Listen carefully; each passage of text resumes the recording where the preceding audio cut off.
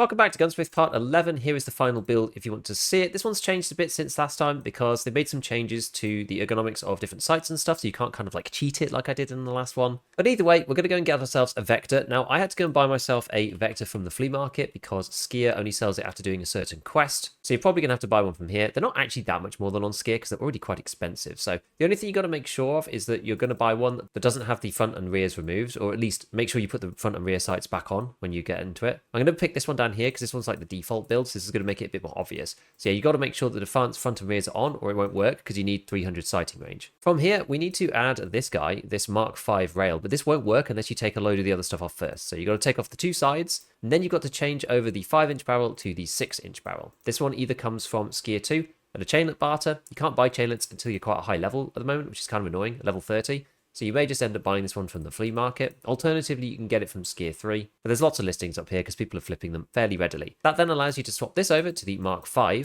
This guy is another one with a few options. You've got a mechanic purchase at level 3, or a Skier barter with a horse, or you just buy it off the market. Horses can't be bought till high level either, so these are usually cheaper than the horses. Right, onto this, we then need to add this guy, the skeletonized foregrip from Tactical Dynamics. This one is on Peacekeeper 3, and again is on the flea market, so you're probably just going to buy it there.